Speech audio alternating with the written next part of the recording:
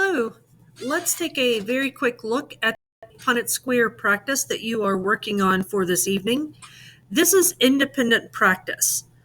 So what you need to do is use the information that we covered in the past week. And that means that you may need to go back and look at some of the videos that I have uploaded in Google Classroom.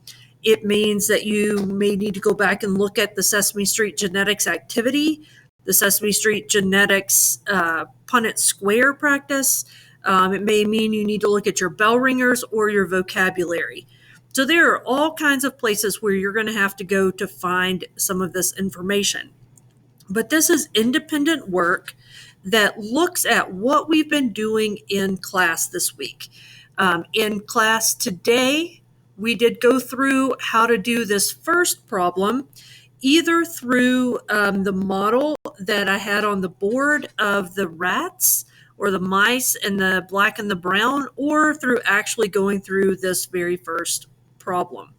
So I'm going to go through this on the video, and I'm going to show you a couple of things that you are going to want to write down and one thing you want to take note of before we get started.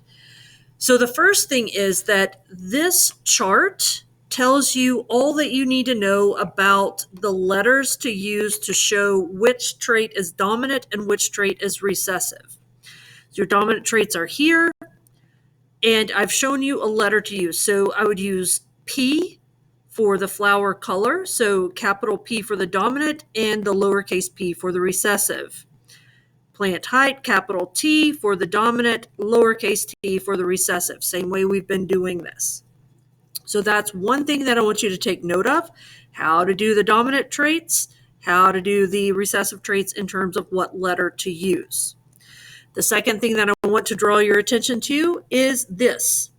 It says, for each problem, draw a Punnett square and write the genotypes and phenotypes of the offspring.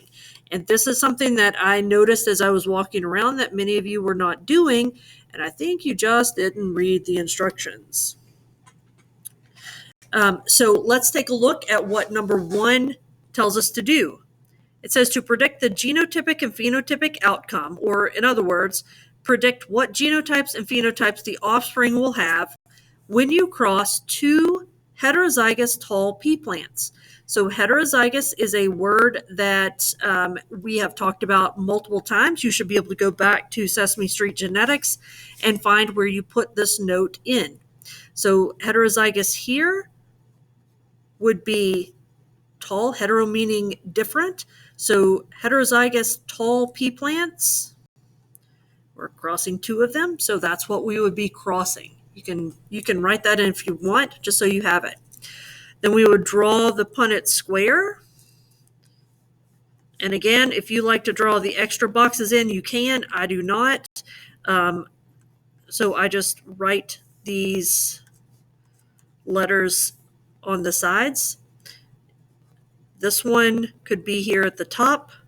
This one could be over here at the side. And then we see what happens. So if this is the male gamete and this is the female gamete, when they fertilize, or when the male gamete fertilizes the female gamete, this would be the genotype of that fertilized egg of that zygote. Zygote is in your vocabulary. Same for here, and same for. So when we talk about the genotypes, we would have this genotype, and that genotype. So homozygous dominant, heterozygous, and homozygous recessive. For the phenotypes, these are all tall, and this one is short. You can go in and put in the percentages if you would like. This is not required. 1 out of 4 is homozygous dominant, so that's 25%. 2 out of 4 heterozygous, and 1 out of 4 homozygous recessive. 3 out of 4 would be tall, and 1 out of 4 would be short.